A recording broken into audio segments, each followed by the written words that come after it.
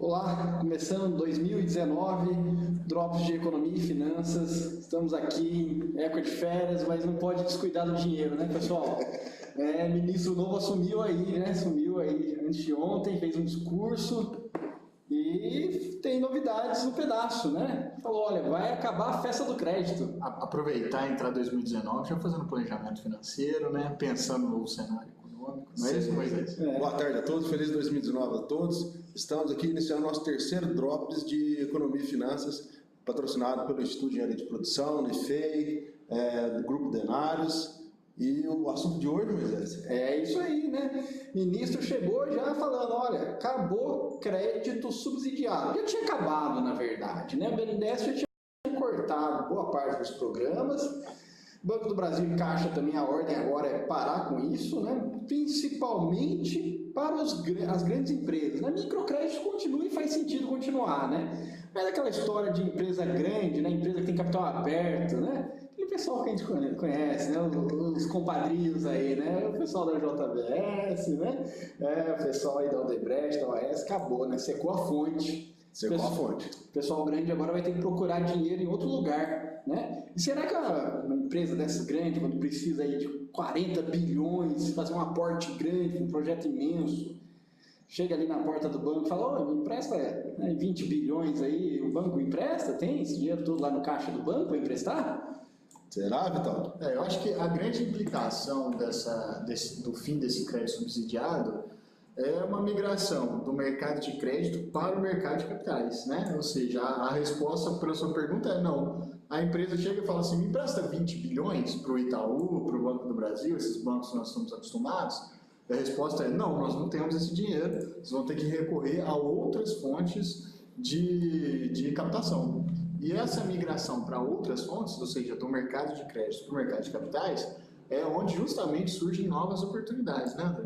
Exatamente. Essas oportunidades do mercado de crédito e mercado de capitais são oportunidades tanto para as empresas, né, movimentar o mercado de capitais, abrir capital e conseguir, inclusive, juros mais em contas, dependendo da quantidade de dinheiro, a forma, a publicidade, como isso vai ser conduzido, e é uma oportunidade para nós também, investidores, porque movimentando o mercado de capitais acaba abrindo oportunidade para a gente fazer investimento nessas empresas, tanto do seu ponto de vista de acionista quanto do ponto de vista de credor, não é isso, Moisés? Né? Então, a empresa agora que pegava ali, captava grandes quantidades de dinheiro num programa desse de investimento, de campeões nacionais, como eles quiserem chamar, né? Acabou isso daí, agora ela vai ter que sair desse mercado, né? Aí até ela vai parar de pagar juros, agora é custo do capital, né? Custo do capital. Aí os termos até mudam um pouquinho, né, André? E aí ela tem duas formas básicas para poder conseguir esse recurso, né? As duas mais tradicionais aí de mercado, né? Que é o mercado de capitais. Emitir títulos de dívida, que a gente chama de debêntures, né? Ou então vender ações da empresa, né? E aí usar esse dinheiro para aumentar o capital investido aí. Como é que funciona um pouquinho esses dois processos? Como é que uma empresa faz isso, né? Se eu quiser lá com a minha sorveteria abrir o capital, dá certo? Como é que funciona? Esse é um assunto complicado, né? Porque a abertura de capital, ela exige da empresa uma preparação. Tá? As empresas muito pequenas de comércio local, elas vão ter mais dificuldade, não é isso, Vitor? Com certeza. Mas para isso, para esses casos, o governo já pronunciou a questão do microcrédito produtivo. E isso continua, né? Então essas empresas, elas continuam pegando dinheiro no banco mesmo. Normal. Legal. E até no BNDES vai ter. Até no BNDES. Espera-se que tenha essas linhas de crédito. Microcrédito. Exato. Ela está falando de crédito pequeno, coisas pequenas. De 50 mil, 5 mil, 10 mil. Até uns 500 mil, você vai ali no banco mesmo. Justamente por essas empresas não terem um acesso facilitado ao mercado de capitais. Exatamente. Então vai secar a fonte das grandes empresas, das grandes movimentações. Que a gente costuma chamar de companhias, né? Exato. As grandes companhias, as SAs. As SAs têm essa mudança nesse perfil. Né? E aí elas vão agora ter que entrar para o mercado de capitais. O mercado de capitais no Brasil, eu estava olhando os números aqui, André, sabe? Eu estava vendo que como é pequeno, né? Talvez tenha sempre um pouquinho dessa acomodação, né? Tinha um banco aí, um BNDES, distribuindo dinheiro para as empresas grandes, poucas abriam capital, né? ou quando lançava uma parcela pequena das ações, né? Ou tinha um costume também de lançar títulos, né? Só a título de curiosidade, né? O Brasil, se a gente olhar aí o tamanho do nosso PIB, né, em relação ao PIB americano, né, falando nisso em poder paridade de compra, porque a gente explica essa comparação de PIB, dá mais ou menos umas 6 vezes o PIB americano, dá o PIB brasileiro. Então o PIB americano é 6 vezes maior do que o brasileiro. Só a Bolsa de Nova York, né? Nos Estados Unidos a gente tem mais do que a Bolsa de Nova York, tem a Nasdaq, tem outras, Chicago, tem várias bolsas, né? Mas a de Nova York, que é a maior, ela é 24 vezes maior do que a B3, né? Que é a antiga Bovespa aí, né? Que é a única bolsa. Que é a única do Brasil, ou seja, o PIB deles é 6 vezes maior, mas a bolsa deles é 24 vezes maior.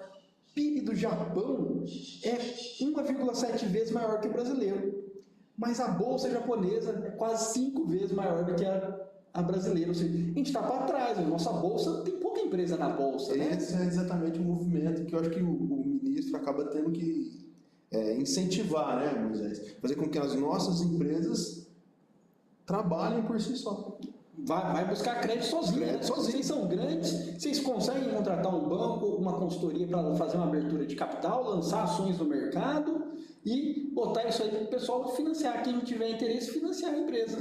Realmente. Agora, é importante a gente ressaltar o seguinte: do outro lado, ou seja, o lado das pessoas que podem comprar, seja os títulos da dívida, sejam as ações, né, André? Como que isso se encaixa na noção de planejamento financeiro, de aplicação financeira? Bom, nós temos algumas características. Nós temos, apesar de ter pouca empresa negociada na Bolsa, a gente sabe que nós temos um volume muito grande de SAs, sociedades anônimas que nós estamos falando. Essas sociedades anônimas, independente de ter capital aberto ou capital fechado, elas podem emitir debêntures, elas podem emitir títulos de dívida. Entretanto, a grande diferença é que as que não têm capital aberto só podem comercializar título de dívida no mercado fechado. Né? Então, colocação fechada que a gente fala. Então, isso vai diminuir, porque o mercado fechado acaba limitando os bancos, aos grandes operadores. Isso faz com que, dependendo da empresa, a taxa de captação desse recurso seja cara. Porque tem pouca gente participando desse mercado, né? Pouca gente. Agora, para ela ter uma captação mais barata, ela tem que estar no mercado aberto, abrir capital. E aí nós aumentamos, consequentemente, a participação de empresas na Bolsa. Essa é uma perspectiva interessante. É bem provável que essas empresas vão ter que começar a lançar lançar mão desses recursos, tanto as debêntures e também a abertura de capital em Bolsa, né? Então, talvez o brasileiro tenha que começar a olhar essas oportunidades, não? Sim, né, Paulo?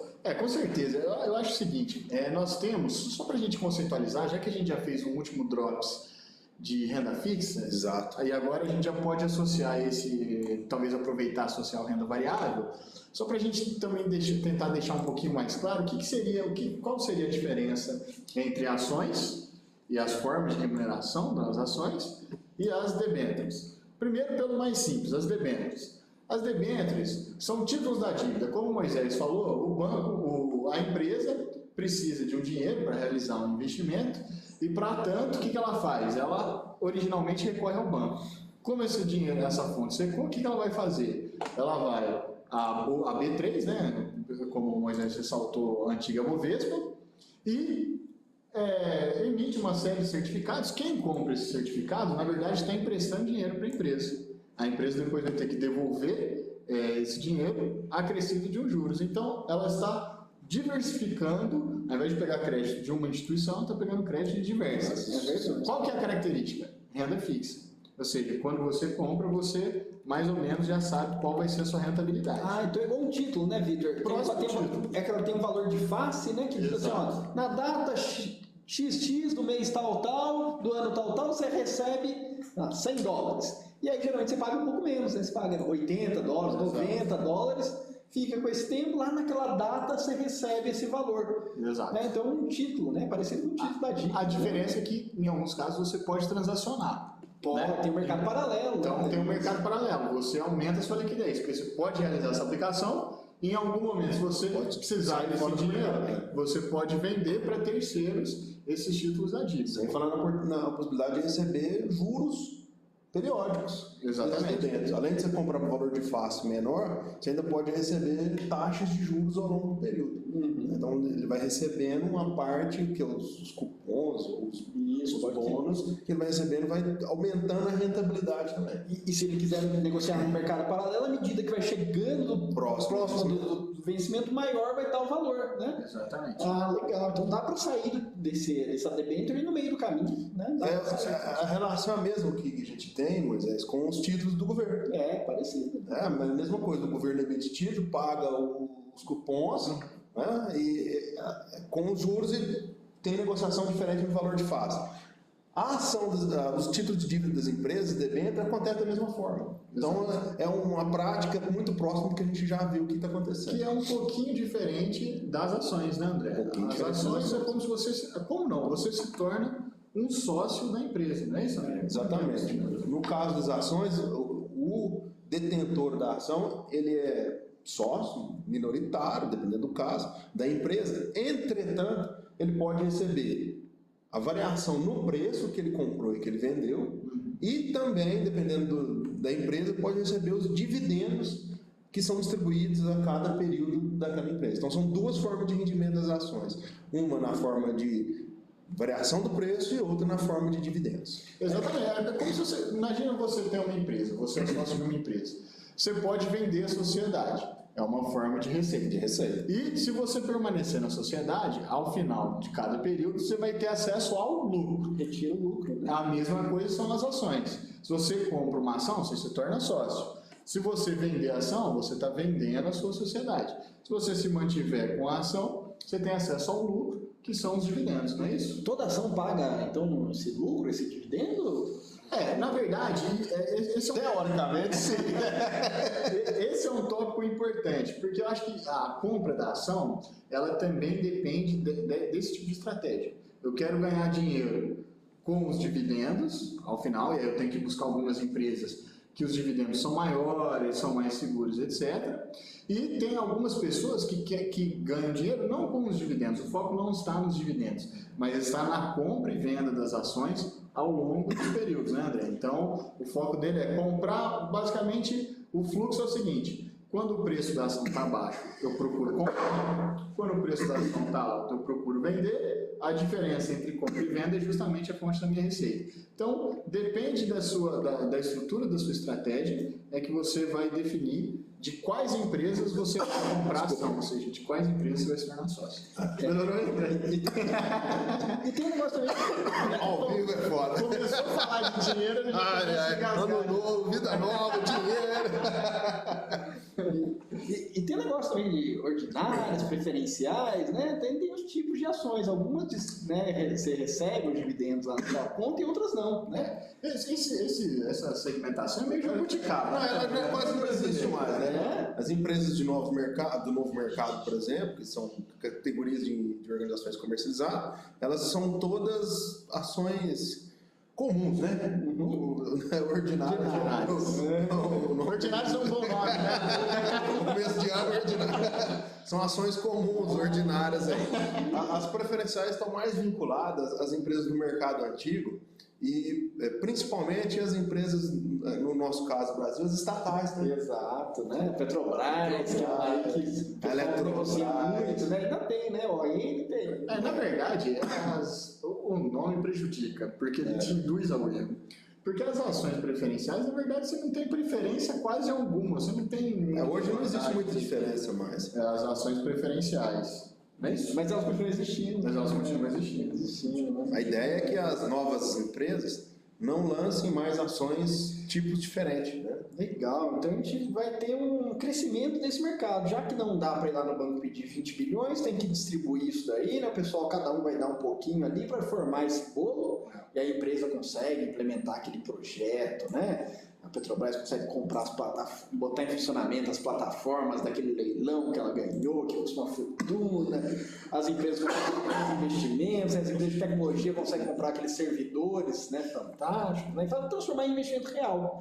E aí, geralmente, eu acho que uma boa estratégia, né, de decisão de investimento é olhar para a empresa e falar: olha, esse negócio que a empresa faz vai dar lucro no futuro? Isso aqui é promissor? eu acho que isso aí tem a ver com o preço da ação, não tem não? O preço da ação é esse lucro da empresa? Como é que eu faço para calcular o valor da ação relacionando com o lucro futuro da empresa? Teoricamente, mas não tem uma relação direta, propícia entre lucro da ação e preço da ação. Mas a gente sabe que na prática, as empresas mais lucrativas, elas tendem a ter um preço de ação mais valorizado, não é isso, Vitão? Por que isso acontece? Olha, se a empresa é lucrativa, a tendência é que ela invista em novos projetos, esses novos projetos gerem mais fluxo de caixa positivo, e esses fluxos de caixa gerem mais valor, e se gerar mais valor, de alguma forma vai refletir no preço da ação. Então, os preços, quando as empresas anunciam lucro, os preços das ações automaticamente aumentam no mercado. Sempre quando você tiver uma dúvida, eu acho sempre legal você fazer uma associação com a sua tomada de decisão de se tornar sócio de uma empresa. Então, se eu vou me tornar sócio de uma empresa, o que eu vou avaliar? Se essa empresa está bem, se ela tem expectativas de ganhos futuros, se ela vai crescer. A decisão é mais ou menos parecida, pelo menos as decisões iniciais, as propostas iniciais de compra e venda de ação, quando você está no mercado de capitais, ou seja, eu tenho que olhar se a empresa está bem das pernas, se ela tem uma expectativa de crescimento, se ela vai realizar investimentos e se eu acredito nesses investimentos. Essa é uma estratégia inicial para quem quer começar a realizar operações no mercado de capitais. Agora, uma questão importante, gente, que também deve se destacar é o seguinte: o mercado de capitais ele é muito movido por expectativas. Então, a expectativa das pessoas a respeito de determinada empresa é o que vai gerar também a variação no preço da ação. Então, isso é relevante pelo seguinte: nós estamos em um momento de grande expectativa a respeito das políticas econômicas. Esse governo que entra, em relação às políticas econômicas, pelo menos, nós temos uma acenação de que as decisões estruturais que têm que ser tomadas serão buscadas, Há um alinhamento, pelo menos é o que o mercado espera.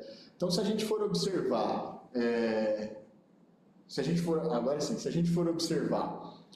o gráfico, a gente já pode mais ou menos ver que há um aumento no volume, um aumento do retorno das ações ao longo do mercado de capitais. Essa aí representada pelo Ibovespa, um índice do mercado brasileiro. E a gente está no ponto de máximo histórico, Exato. Que vem hoje, Um ponto de máximo histórico e um ponto de recente mínima taxa de juros, ou seja, mínima rentabilidade dos títulos públicos. Então, há uma cena de que nós o Brasil irá migrar ou começar a buscar o desenvolvimento do seu mercado de capitais. Finalmente, então a gente vai sair desse atraso, nos Estados Unidos, 24 vezes, só uma bolsa, só de Nova York, 24 vezes maior do que a nossa bolsa. E o PIB deles é maior, mas se pegar em valor nominal é 10 vezes. Historicamente, o desenvolvimento brasileiro esteve associado com o mercado de crédito, com os bancos. Eu acho que é isso que essa fronteira que a gente tem que romper.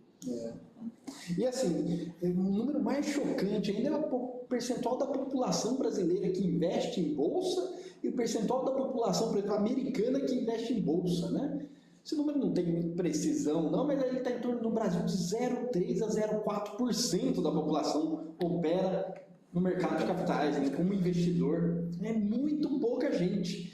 Enquanto isso, lá nos Estados Unidos, de 60% a 70% da população investe em bolsa. É aí que o balneário tem que nadar de braçada, André? Porque eu acho que grande parte dessa falta de participação no mercado de capitais é por conta da falta de conhecimento das estruturas, das operações, até mesmo da matemática financeira. E do hábito de poupança também. E principalmente do hábito de poupança com risco, que é mais complicado ainda, Então o Brasil deve mudar, acho que nos próximos anos, nesse sentido. Na verdade, eu acho que o principal disso tudo vocês comentaram muito bem, é a questão das taxas, nós sempre tivemos taxas de juros muito elevadas. Na renda fixa, Renda fixa, até o ministro chamou de país dos rentistas, Porque é muito cômodo para mim pegar e colocar num CDB, ele dá um retorno muito bom e eu não preciso mexer com nada. né? Não, eu lembro, no começo do ano real batia 30% a Selic, né? Muito. Ao ano, imagina, ganhar 30% em um ano. Chegou a cerca de 40 em 98, 99. Emprestar para o governo é um negócio muito bom. Então, para que eu vou me preocupar em abrir capital? Não, e botar dinheiro em risco, né? Correr risco com esse capital aberto. Nossa. Então, era muito complexo. E com essa mudança, essa perspectiva de mudança, né, de sair de ser um país rentista, vai ser um país mais mercadista, produtivo, acho que isso fez com que essas concepções de mercado comecem a mudar. No entanto, que o mercado viu isso muito bem, né? De repente, a bolsa, antes de acabar o pronunciamento, já estava fechando 3,54 de alta no dia, enquanto que o mercado internacional estava em baixa. Queda, né? Então, a Apple lá divulgando resultado ruim e o mercado afundando. E a gente só subindo, crescendo. Né? Então, são coisas muito interessantes que os nossos ouvintes, o pessoal que está acompanhando a gente, começa a entender que é preciso, sim, uma maior abertura do mercado. Nós precisamos estar no mercado, entender esse mercado, estudar para que a gente possa fazer a nossa própria renda. Isso é um elemento importante. Chegou a hora, então, de começar a estudar, entender como é que funciona essa tal dessa bolsa de valores, como é que faz o investimento, como é que compra uma ação, como é que vende uma ação, quem que é o regulador, quais documentos você tem que entregar, dá para fazer pelo celular, dá para fazer pelo computador, né? É difícil, não tem corretora, e como é que faz, né? Isso é a hora, chegou a hora de investir em conhecimento e educação financeira, né? É isso que o Vitor acabou de comentar. Então, aí entra o papel de análise. É exatamente isso que nós estamos propondo, então, com esses vídeos, com esses drops, essa possibilidade de ajudar quem está acompanhando a gente a entender um pouco mais desse mercado de uma forma mais simples. Porque tem, sim, muitas armadilhas no mercado, como qualquer outro mercado. E de vez em quando eu vejo umas propagandas lá, você vai ganhar 800%. Não vai. Sinto muito. Se alguém sabe como ganhar 800%, ele não vai te contar. E se contar, ele é muito doido. Se ele sabe ganhar 800% em um ano, ele não ia estar querendo ensinar, ele ia estar querendo arrumar mais dinheiro para aumentar em 8 vezes o capital dele. Então, a primeira máxima do mercado: não acredite em contos da carochinha. Isso é verdade. Não existe milagre. Aprenda, entenda, verifique, né? Às vezes a gente pode até recorrer a um artigo acadêmico, alguma coisa, para verificar a coisa séria. Dos que investem, quantos de fato conseguem ganhar mais do que o próprio índice Bovespa? Pouquíssimos. Pouquíssimos, né? Então, tem alguém que pode ter ganho 800%? Pode, da mesma forma que tem alguém que ganha na Mega Sena. Exatamente. Né? Pode sim. É fácil, tem uma forma que é definitiva, que te vai... Não tem. Isso acontecia muito nos períodos que a gente tinha a possibilidade de fazer arbitragem. Né? A gente percebia alguma coisa fora do valor de mercado, você comprava e vendia rapidamente aquilo antes do mercado entender ou ver aquela situação. Entretanto, hoje, com os robôs de negociação, a tecnologia da informação não existe isso mais. Não vai acontecer. A menos que você seja um insider, mas aí você está fazendo algo que não pode. Exatamente. Né? Aí o regulador, que é a CVM, pode te pegar e aí... Mas eu acho que agora um ponto interessante que você tocou, André, é o seguinte, gente, tem muita coisa disponível no seu celular. Na internet, no seu celular, existem diversas empresas que explicam como aplicar, que você pode realizar investimento. Como da última vez eu citei alguns nomes, dessa vez eu não vou fazer propaganda. E o acesso ao entendimento ao entendimento, ao estudo e à própria operação é facilitado hoje em dia pelo smartphone. Você pode buscar aí no seu smartphone, existem uma série de aplicativos que você pode baixar para já iniciar a simular as operações ou mesmo a realizar as operações de fato. Né? Exato. Esses são dois passos que é bom a gente falar, né? Olha, antes de investir dinheiro de verdade, perde um tempinho aí, 1 ou 2 meses, simulando, brinca. Tem muito. É um videogame, gente. É um videogame. Você vai lá, entra no mercado simulado, começa a operar, estuda o seu desempenho, vê se a sua estratégia é boa ou ruim. Também começa a entender o ambiente. para a partir de então você começar a migrar para as operações reais, né? Mas você também não pode ficar com síndrome do virtual, não. Você vai ter que ir um pouquinho para o caso real depois de um certo treinamento. Exato. Porque senão você fica rico na simulação, né?